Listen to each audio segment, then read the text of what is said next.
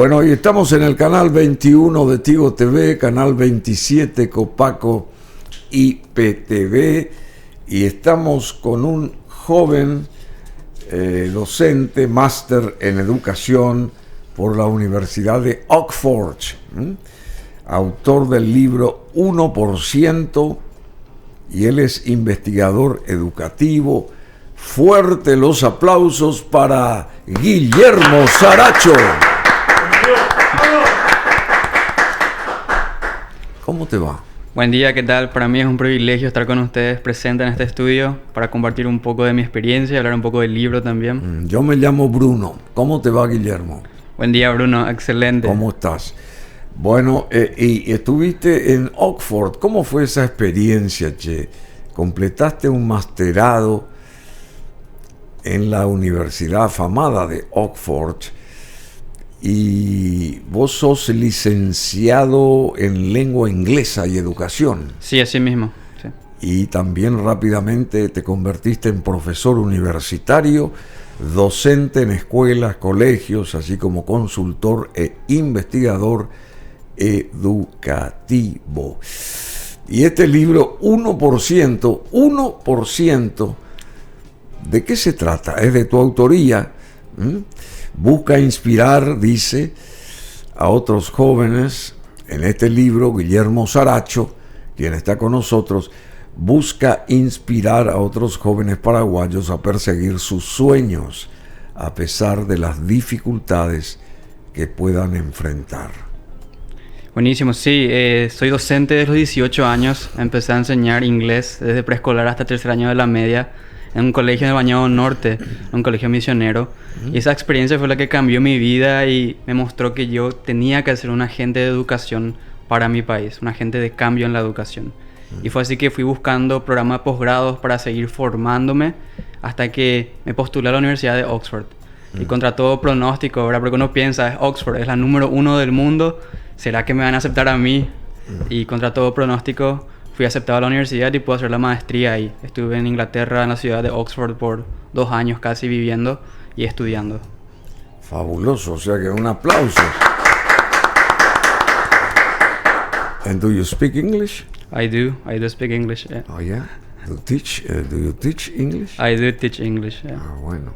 O sea que estás preparado entonces. Sí.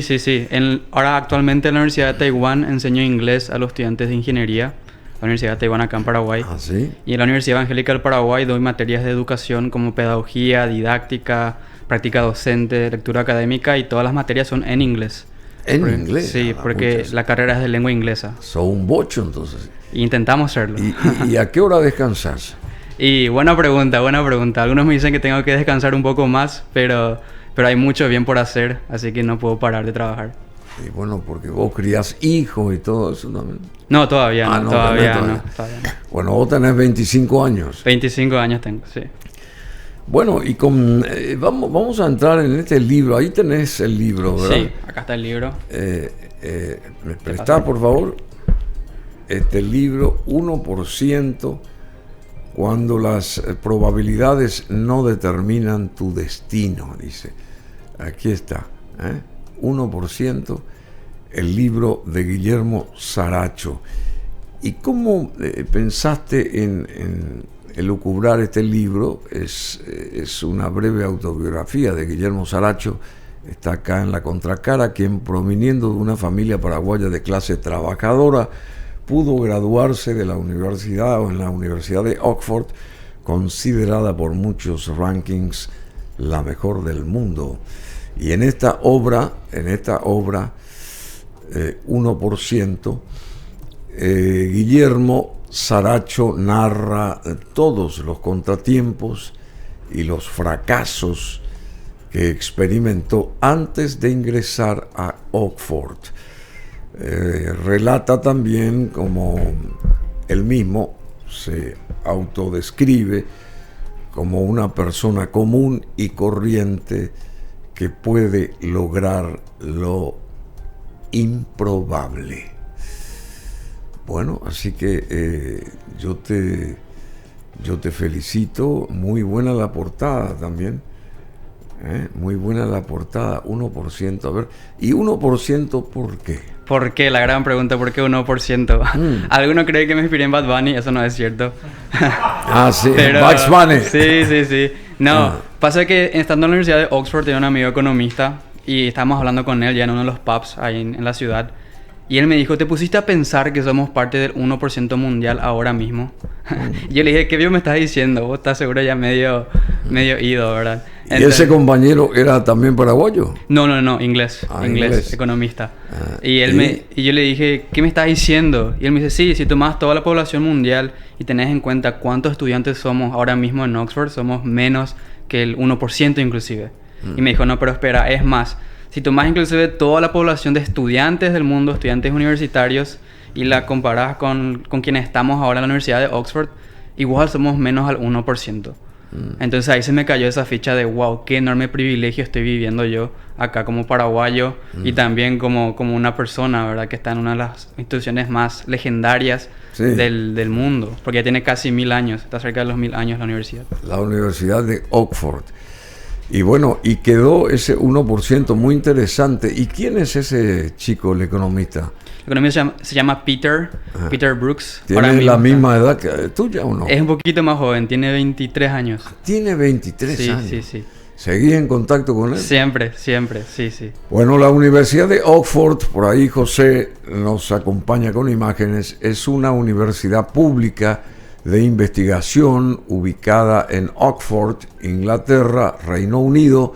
Sin conocerse la fecha exacta de su fundación, hay evidencias de una institución de enseñanza ya por aquel año lejano, 1096, lo que la convierte en la segunda universidad más antigua del mundo y la primera del mundo angloparlante, porque la más antigua está creo que en Bolonia, en Italia.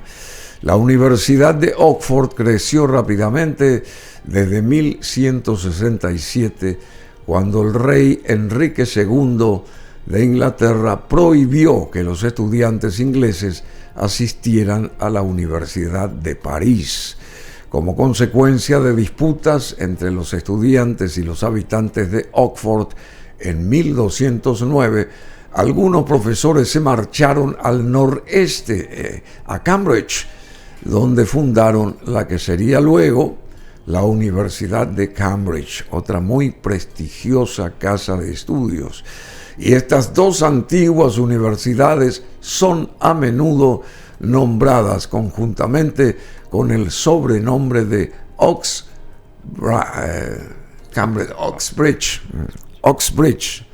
Bueno, y la historia e influencia de la Universidad de Oxford la ha convertido en una de las más prestigiosas del mundo. Y ahí vemos imágenes también de esa construcción milenaria, impresionante, al puro estilo británico, inglés, digamos, y esos pisos clásicos, y en fin, todo el maderamen de esta sala importante.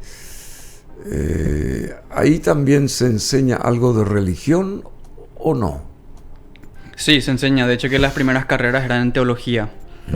Entonces, hasta hoy en día siguen las instituciones de teología ahí, que son las más antiguas del mundo. Bueno, y vos estuviste por casi 2 años ahí. ¿Cómo fue esa convivencia? Fue una convivencia espectacular. Cada día parecía una película porque yo estudiaba en los castillos, estudiaba en las bibliotecas milenarias. Entonces fue algo increíble. Parece que uno no termina de asimilar lo que está viviendo. Y me tocó también ser parte de un college. La Universidad de Oxford tiene el sistema de colegios, donde te asignan un colegio donde vos vivís, tenés tu vida social y tu grupo de amigos, pero las clases las ves en otro lado, las ves, en mi caso era en el departamento de educación, y mis compañeros de curso, cada uno tenía su colegio, y ahí vas conociendo gente de otros colegios, de toda la universidad, pero tu colegio es tu identidad. Entonces vos vivís y convivís ahí, y después hay deportes, por ejemplo. Yo era parte del equipo de fútbol, también hice remo por un tiempo, donde competís contra otros colegios. Entonces vos defendés los colores y el nombre de tu colegio en los deportes y en otras disciplinas también. Entonces era una experiencia increíble. Qué fabuloso, Jessica. O sea, pasaste una maravillosa experiencia, evidentemente tuviste una maravillosa experiencia. Bueno, Guillermo Saracho está con nosotros. ¿Y qué motivo lo que te motivó a estudiar en Oxford? No sé si me dijiste eso o no. Sí, cuando empecé a enseñar a los 18 años, vi cómo la educación estaba cambiando la vida de mis alumnos y también está cambiando la vida de las familias y transformando la comunidad en la que estaba. Y ahí eso fue lo que abrió mis ojos y dije, wow, yo realmente quiero ser parte del cambio, de la transformación de la educación del país. Entonces me decidí a buscar una maestría en educación. Yo no pensaba postular en Oxford. Yo estaba viendo Australia, Melbourne, estaba viendo Nueva Zelanda, en Auckland quizás. Y porque sabía que ahí aceptaban. Auckland, sí, sabía que ahí aceptaban varios paraguayos. Y a través de las becas de Carlos Antonio López también era muy factible. Y contándole esto a mi familia, fue mi papá el que me dijo, ¿y por qué no te animás y postulás a Harvard, Yale, Stanford, Oxford, Cambridge? Y yo le miro a papá y le digo, pero papá, ¿qué me van a aceptar a mí ahí? ¿Quién es tu padre? Juan Saracho se llama. ¿Vive todavía? Sí, vive todavía. ¿Y qué hace él? Él está trabajando en el Poder Judicial, en la parte de asuntos internacionales. Sí. Bueno, qué bueno. Buena idea tuvo tu padre, te apoyó. Sí, y estará orgulloso de vos, ¿verdad? Sí. Ya lo dijo repetidamente también mi mamá. Ellos me acompañaron muchísimo. ¿Quién es tu madre? Sunilda Saracho. Ah, también Saracho. Sí, ella es docente. O sea que los dos tienen Saracho. Es Sunilda Mármol de Saracho. Sí. A Mármol. Sí. Entonces dejala en Sunilda Saracho. Bueno, decime una cosa. Son jóvenes, por supuesto. ¿Y vos tenés hermanos? Tengo 2 hermanos mayores, sí. ¿Y qué hacen ellos? Mi hermano mayor es ingeniero de sistemas. Él trabaja en multinacionales, en todo lo que es la parte de redes. Y mi otro hermano es técnico en mecatrónica, en robótica. Entonces a él le encanta lo que es la parte de la robótica también. Bueno, y este libro, a ver, 1%, ¿por qué lo escribiste? Cuando volví a Paraguay, empecé a trabajar como consultor para el Ministerio de Educación y Ciencias en un proyecto a nivel nacional. Y vine con todas las ganas del mundo de transformar el país. Pero me encontré con varias barreras, me encontré con la realidad paraguaya. ¿Cuáles son esas barreras? Y mucha burocracia, la voluntad política que muchas veces no está presente. Y me cuestionaba para qué volví. Porque allá en Inglaterra trabajaba como docente, me pagaban súper bien, tenía una buena calidad de vida, estaba en un lugar lleno de cultura, vida, estimulación intelectual. ¿No te animaste a volver? No, hasta ahora estoy esperando la respuesta de un doctorado. No, vamos a ver si me sale. Cuando te autopreguntaste para qué volví, ¿no quisiste regresar inmediatamente? Sí, justamente por eso dije, ¿para qué volví? Entonces entré con un conflicto conmigo mismo diciendo si tomé una buena decisión o no. Y decidí empezar a hacer como un diario, como escribir todos los sucesos de mi vida y por qué yo había ido en primer lugar a la Universidad de Oxford. Y fue así que recorriendo a través de distintos episodios de mi vida me reencontré con mi propósito. Y esto no tenía intención de ser publicado, pero lo compartí con un profesor de la universidad y le dio una leída. ¿Acá en Asunción? Sí, acá en Asunción. Sí, y me dijo, tenés que publicarlo. ¿Se puede saber quién es ese? Se llama César Portillo, el profesor. César Portillo. Sí. De hecho, él me ayudó con las correcciones del libro. Y él me animó a publicarlo. Y fue ahí que decidí hacerlo y me encargué yo de todo. Esto lo hice todo yo, hice el diseño de tapa. ¿Cuándo fue publicado este libro? Va a cumplir 1 año en abril. ¿Y no lo invitaste tu amigo, el de 23 años, el inglés, a que venga aquí para Todavía, el lanzamiento? ¿Ya se lanzó esto? Sí, ya se lanzó. ¿Y por qué no lo invitaste a él? Tendría que haberlo invitado, Claro, sí. ¿Y él acaso que no te dio la idea del 1%, más o menos? Está inspirado en la conversación que tuve con él. Bueno, qué bueno hubiese sido, ¿no te parece? Sí, hubiese sido buenísimo. De hecho, que él me escribió y me dijo, quiero tu libro, pero traducirlo al inglés. Traducido al inglés. Sí, y ahora estamos trabajando en la traducción. Dios mediante sale en un mes. Claro, si vos hablas inglés, enseñás inglés, perfectamente podés colaborar con vos mismo para esta traducción, ¿verdad? Y con gente seguramente más afiatada en publicar libros, y obviamente, ¿verdad? Pero, o sea que no es que estás entrando en un terreno desconocido. Sí, totalmente. Bueno, ¿y vos qué consejos darías a la gente como vos, 25 años, en un momento en que tenemos que ponernos las pilas y meternos a estudiar? Porque hay que estudiar, hay que prepararse. Sí. ¿Por qué uno se prepara? A ver, ¿por qué uno se prepara? Bueno, para ser mejor, para también hacer el bien que hace falta tanto en nuestro país, para ser excelente en lo que hacemos. Y obviamente uno siempre busca una mejor calidad de vida, eso no se niega.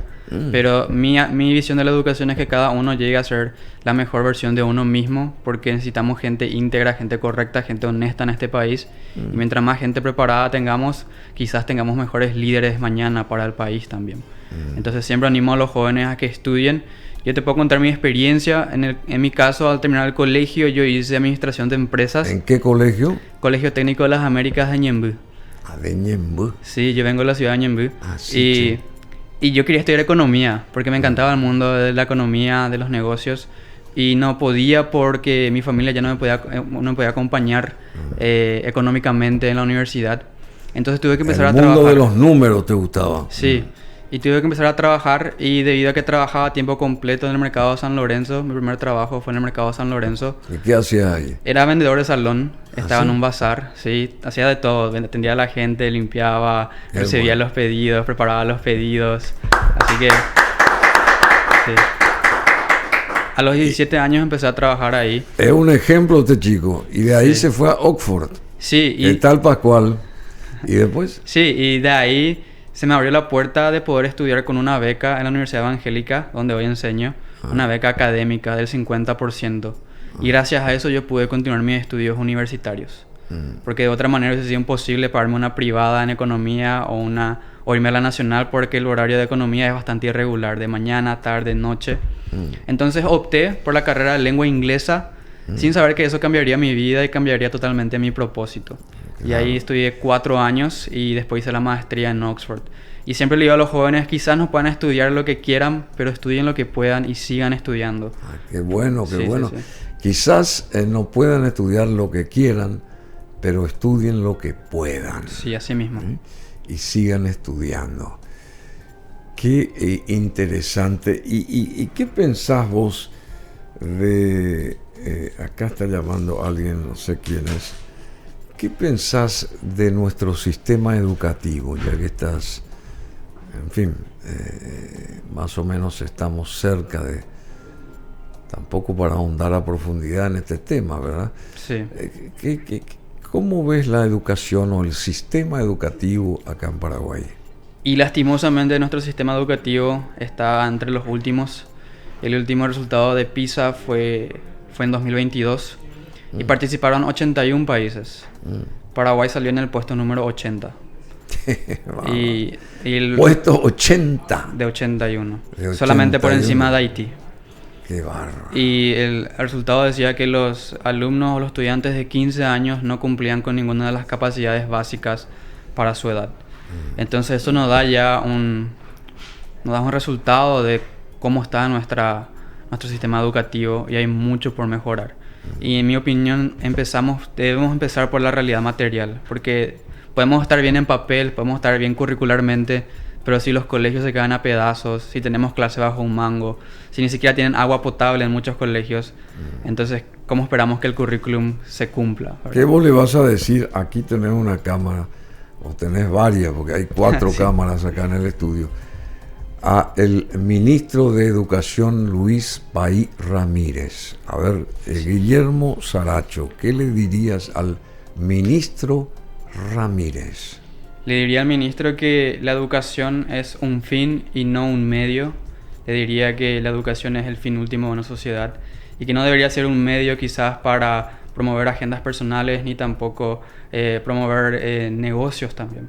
Porque hoy en día, o también históricamente, la educación ha sido esclava de muchos negocios. En su momento fue esclava de los negocios de la imprenta, y hoy en día está siendo esclava de la economía de datos y de la inteligencia artificial, donde los negocios promueven justamente sus agendas y te prometen un salvador de la educación a través de una inteligencia artificial o una plataforma educativa. Pero creo que debemos volver a adoptar la educación como el fin último de la persona, que eleve la conciencia y el alma de uno para que así podamos justamente vivir en armonía como ciudadanos. Muy bien. Excelente, Guillermo, excelente. Maravillosa la manera de pensar, de transmitir, de posicionarte dentro del mismo esquema al que te aferraste. perseguiste y después te aferraste, te educaste, te formaste de una manera extraordinaria. Se nota el nivel que tenés. Y eso de la inteligencia artificial que está muy en boga, eso hará que nosotros todos nos seamos arrinconados a un costado con la inteligencia artificial, porque voy a apretar un botón, quiero tal cosa, tal cosa, tal cosa, y te sale ahí la... Sí. ¿Y dónde estamos todos nosotros? Vos como traductor, como escritor, como profesor, y el que sea, ¿verdad? ¿Dónde queda todas, o dónde va a quedar toda esa gente si máquinas harán ese trabajo de millones de personas? Sí, siempre estoy en contacto con una amiga que trabaja en el Oxford Institute of Technology y ella siempre comparte artículos académicos y siempre mantiene la misma constante. La inteligencia artificial no va a reemplazar a las personas que sepan utilizar inteligencia artificial van a reemplazar a las que no. Así que es una herramienta al fin y al cabo que debemos saber utilizar y utilizarla para el bien que podamos hacer. Entonces yo creo que esa visión fatalista de la inteligencia artificial no es cierta. Tampoco tenemos que ser absolutistas y decir que nos va a salvar de todos los males, sino que hay que aprender a utilizarla y utilizarla con responsabilidad. También hay distintos dilemas éticos, por ejemplo, la privacidad, la economía de datos y cómo eso muchas veces va dando forma a los comportamientos humanos. Hay un libro que se llama La era del capitalismo de vigilancia de Zuboff, donde habla justamente de este fenómeno. Sí. Es muy interesante cómo estas nuevas tecnologías dan forma a los comportamientos humanos. Entonces debemos estar pendientes de eso. Siempre doy conferencias y talleres de que la inteligencia artificial debe ser utilizada. No podemos negar, ya está acá. Y el mercado laboral nos requiere que sepamos utilizarla. Pero así también debemos ser críticos de ella y no solamente adoptarla ciegamente para entonces poder utilizarla de manera responsable. Ahora en el doctorado quiero trabajar en lo que se llama ciudadanía digital, que es justamente la utilización de estos espacios de manera responsable y democrática, ejerciendo la libertad autónoma. No que las inteligencias artificiales o los entornos virtuales determinen nuestro comportamiento y también nos den sesgos. Porque pasa que hoy en día se conoce hay algo que se llama polarización algorítmica. Entonces el algoritmo te va lanzando contenido que a vos te gusta y eso te va polarizando hacia A o B. Ponerle que sos alguien de derecha y ves contenido de derecha y cada vez te polarizas más hacia la derecha. O sos de izquierda, ves contenido de izquierda y te va polarizando más hacia la izquierda. Porque no sos consciente de eso. Y entonces cada uno está en su burbuja, se polariza, se divide la sociedad y eso va cambiando los comportamientos de las personas. Entonces la idea con este doctorado que quiero hacer es justamente estudiar ese fenómeno y ver cómo podemos hacer para contrarrestar eso a través de políticas públicas o regulaciones a las big tech companies que están en el Silicon Valley o en la City of London. Veremos si se puede, de verdad. Siempre es bueno soñar, pero eso sería mi consejo, que primero que nada estudien bien, entiendan cómo funcionan, pero que también las adopten poco a poco y sepan utilizarlas para hacer el mejor trabajo que puedan. Muy bien. Hay que escuchar a este joven Guillermo Saracho, hay que escuchar, señor ministro Ramírez, Farid Ramírez, hay que escuchar a este joven, hay que invitarlo a este joven, él tiene que participar ahí de charlas, de ponencias, así se construye un camino y más si se pretende educar a la población, ¿verdad? Enseñar a la población, amén de, por ejemplo, arreglar toda la cuestión física, infraestructural de las escuelas y colegios, que como bien dijo también Guillermo Saracho, y sabemos todos, se caen a pedazos esas instituciones, lamentablemente, que tienen que recibir a miles de jóvenes con todas las de la ley para que estos sean reimpulsados a seguir sus estudios, a formarse, etcétera, etcétera. Pero el ambiente o los ambientes de esas casas de estudio no están en condiciones, con razón que estamos, según PISA, en el puesto número 80 antes que Haití, que es el último país entre 81 naciones. Puesto 80. Realmente es vergonzoso. Esto también te da Acá comenzaste con un libro 1%. ¿Qué pasa si pones otro libro, escribís puesto 80? Puede ser, ¿por qué no? ¿Por qué no? Sí, sí, sí. 80, la ubicación entre 81 de Paraguay en el mundo de la educación. Sí. Y hace esta misma portada, así con esta fuerza numérica, 80, puesto 80. Sí. A ver si alguien reflexiona, ¿no te parece? Sí, creo que sería oportuno. De hecho, que este año 2025 se vuelvan a tomar los exámenes PISA en Paraguay. Veremos si mejoramos o empeoramos. Así que esperemos lo mejor siempre. Por ahí, salta Haití para arriba. Bueno, ¿y te gustaría vos llegar a ser ministro de Educación alguna vez? No tengo como meta ser ministro. ¿Por qué? Yo entiendo que el ministro es más bien la cara pública del ministerio, pero el engranaje del ministerio son los funcionarios públicos que están ahí desde hace años. El ministro y ahí está toda la podredumbre. Y hay mucha gente talentosa, me tocó trabajar con mucha gente brillante, talentosa, que hace lo que puede dentro de la estructura que está presente. Porque sí hay mucha burocracia, hay muchos impedimentos por la voluntad política. ¿Y cómo es allá en Oxford eso mismo, por ejemplo? El impedimento que existe acá, digamos, allá también hay mucha burocracia o todo está corre sobre rieles, como quien dice. Es algo muy interesante, te comento. Yo estuve enseñando en colegios en la ciudad de Oxford, estuve en 3 colegios diferentes y los 3 colegios eran en colegios estatales. Inglaterra tiene el siguiente sistema: tienen colegios públicos, estatales y privados. Los públicos son los financiados por la Iglesia Anglicana, los estatales son los financiados por el Estado y los privados ya son los súper caros que son de la élite, más o menos. Entonces yo estuve en colegios estatales financiados por el Estado y los colegios eran impresionantes.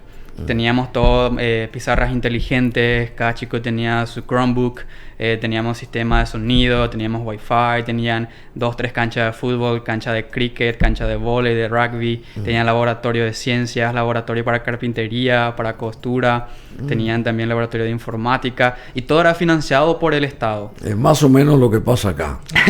Lo que soñamos, pero lo que voy es que lo interesante es que aún así muchos profesores igual también tenían sus quejas del sistema educativo y de la educación en sí en Inglaterra, y parece que a medida que uno se va acostumbrando a su realidad siempre va buscando por algo mejor. Pero yo siempre le decía a ellos: te invito a mi país a ver los colegios, a ver si te volvés a quejar un poco del colegio que tenés acá. Claro. Sí. Decime una cosa, vos estás o estuviste allá estudiando con tu ¿cómo que se llama esto? ¿Celular? ¿Cómo se llama esto? Sí, celular, el mundo que pasa acá a través del celular. A ver si muestra aquí el querido José, porque yo estoy mostrando pues esto, que quiero que se entienda el ejemplo. Vos entrás a la clase con un celular y los alumnos tienen los celulares también allí en sus pupitres, ¿verdad? Sí. Y los alumnos se concentran, escuchan al profesor o están así con el celular totalmente en el mismo sitio físico, pero con la mente en otro lado. ¿Cómo se administra? Esa es la palabra y esa es la pregunta. Sí. ¿Cómo se administra un celular en horas de clase para los chicos jóvenes? Sí, en los colegios en Inglaterra estaban prohibidos. Uno no podía usar los celulares en clase. De hecho, que vos tenías la autoridad de poder retirar los celulares de ellos y después devolverles al final de tu hora o al final del día. ¿Sí? Y tenía un sistema de comportamiento donde vos le ibas asignando ciertas penas al estudiante. Por ejemplo, se llama el sistema de de consecuencias, perdón. Entonces era el C1, C2, C3, consecuencia 1, 2 y 3. Y la consecuencia 3 ya era retención después del colegio y la consecuencia 4 ya era expulsión de tu clase. Entonces, si uno usaba su celular, le decías: bueno, esta es tu consecuencia 1, este es tu C1 para tu celular. Volví a utilizarlo, bueno, C2 ya. Y después la última ya era la C3, dame tu celular. ¿Y quién controla eso? ¿El profesor? El profesor. Vos tenés un sistema, tenés una computadora donde vas cargando las Cs. Y vos vas cargando. Sí. Y una vez que supongamos que no te hace caso, envías un correo automático a la oficina que está encargada de la disciplina y viene un celador a llevar al estudiante de tu clase. Entonces era bastante interesante y cosa que te da mucha autoridad al profe. ¿Y la gente, los jóvenes se amoldaban a eso?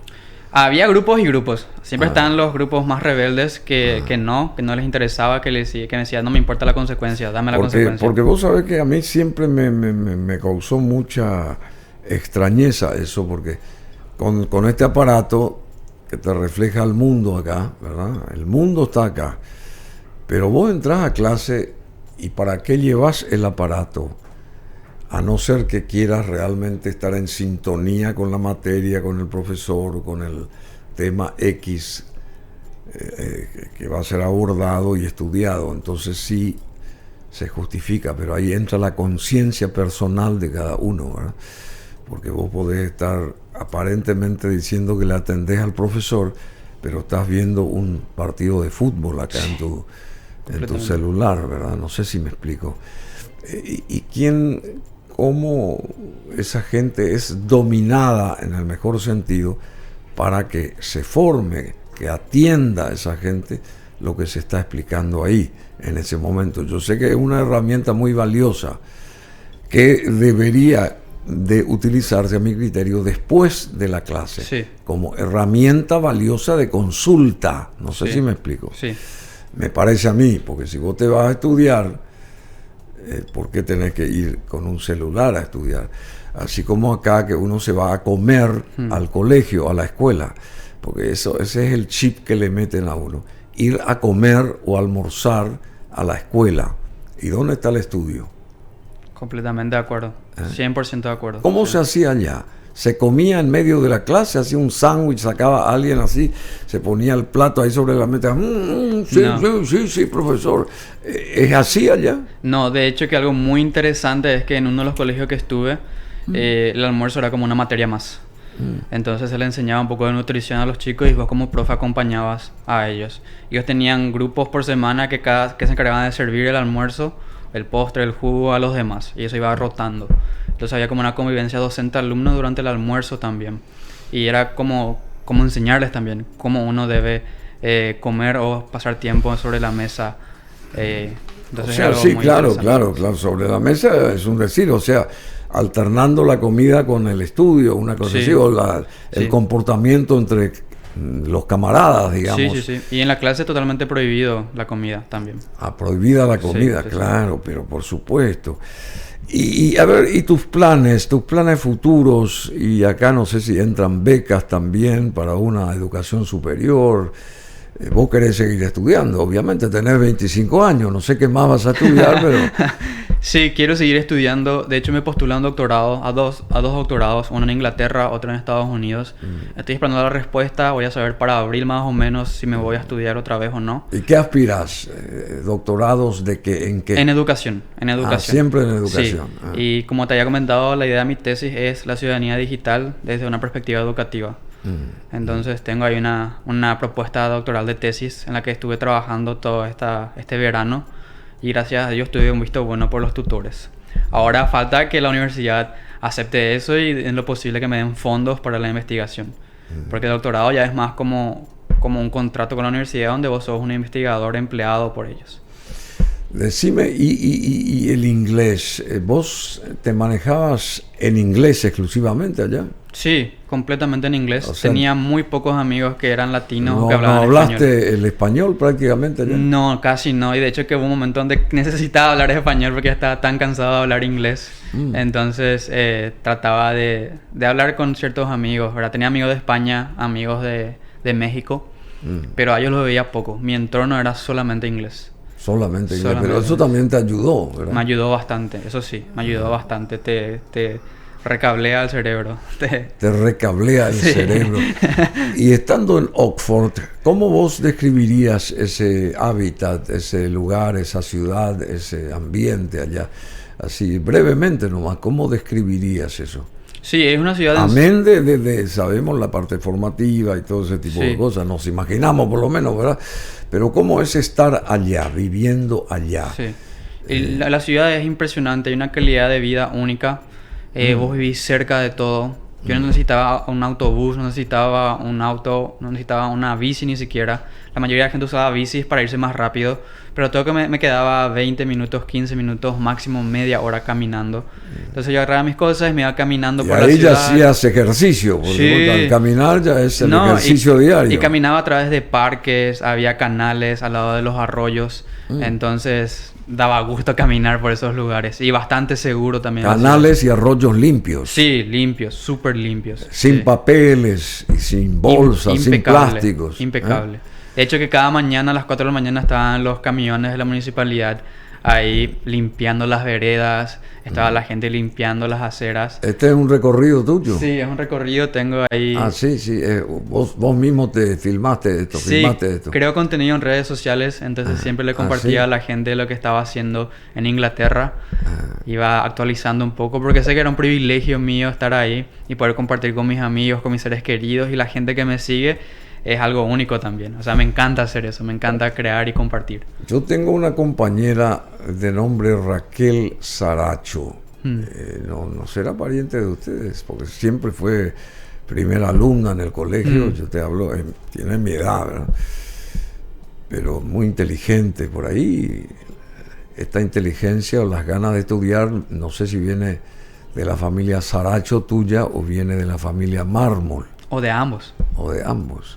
Sí, no sabría decirte si es mi familiar o no. Puede ser una familiar lejana, porque los Sarachos somos pocos en Asunción. Estamos más por Ciudad del Este, Tobatí. Ahí hay más Sarachos. Decime, y la parte investigativa, ¿te gusta también? ¿Te atrae investigar, hurgar, qué sé yo?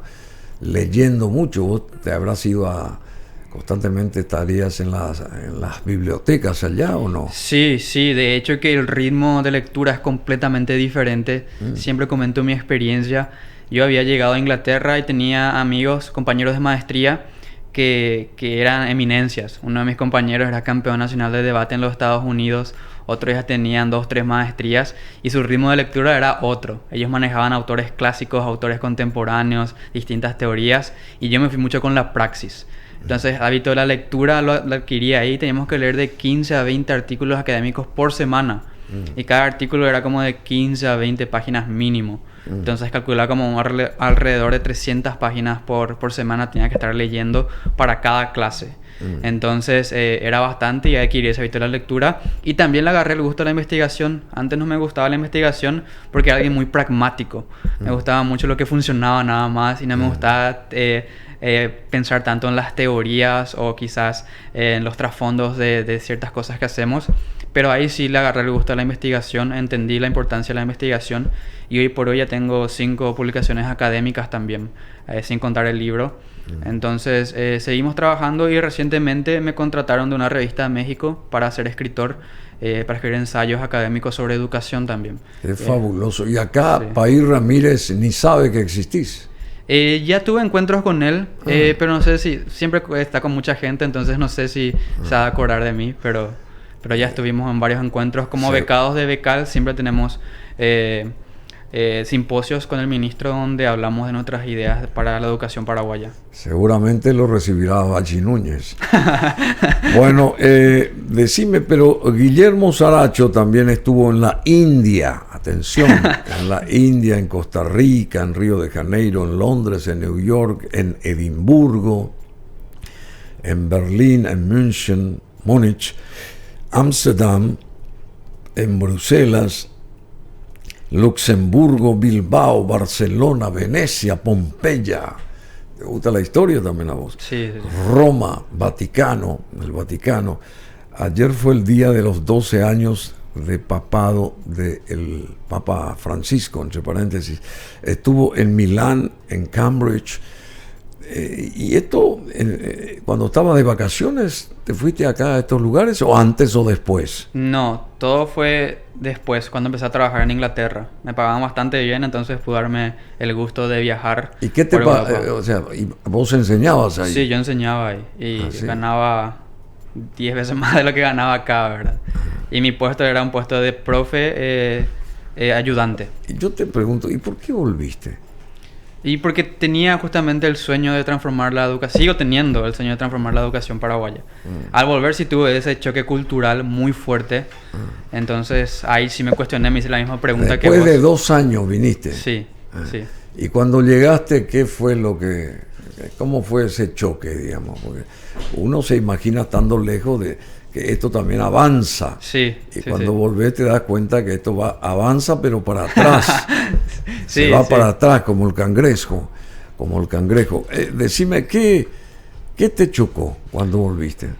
Y los pobres servicios públicos, la baja calidad de vida. Yo estaba acostumbrado allá a una calidad de vida muy alta, donde tenía mi rutina, tenía mi trabajo estable, y volver acá y tener que depender del transporte público o las calles con los baches, o inclusive ver lo feas que están las ciudades, especialmente Asunción. No hay ni siquiera esa estimulación visual acá en Paraguay. Allá sí. Allá sí, la arquitectura era impresionante. Y de hecho que entrabas dentro de los edificios y veías las pinturas renacentistas, barrocas, ahí por los techos, por las paredes. Y eran lugares que elevaban tu alma, que te daban ganas de estudiar, ganas de aprender, ganas de crecer, te estimulaban constantemente. Y acá y estamos ese cambio radical. Claro, en la era nenechista. Sí. Sí, y eso te afectó a vos. Sí, de hecho que sí, no voy a negar, me afectó bastante. Y era como que tenía que volver a reaprender mi propia cultura, mi propia sociedad, volver a conocer el propio país. Bueno, pero hay gente talentosa también acá en el gobierno y en el Estado. Mauricio Bejarano es un ejemplo. Vamos a estar con él, un chico joven con mucho, mucho ímpetu, que quiere lograr sus objetivos. No sé si va a poder romper esa maraña de historias instaladas por el propio Estado-gobierno que tenemos, no de ahora, sino de siempre.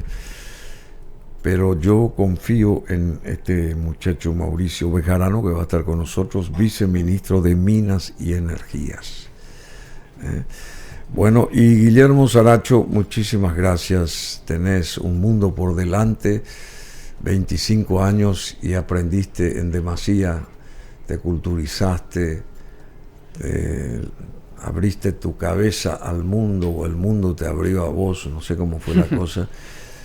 Y se nota que estás viniendo de otra galaxia. Bueno, así que no sé, pero tu aporte siempre será bienvenido, por lo menos a través de la gente pensante.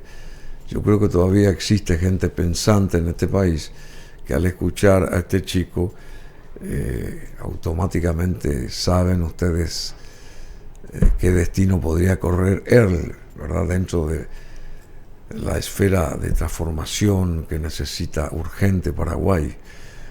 Tener una mente brillante como la de Guillermo Saracho en beneficio de la transformación educativa, querido ministro Ramírez, yo cierro ya la boca, fermé la Bush, porque eso viene como anillo al dedo, el hecho de que esté acá en Asunción Guillermo Saracho, y sería pecaminoso que no lo aprovecháramos como mente brillante, inteligente, joven, transformadora, bla, bla, bla, bla.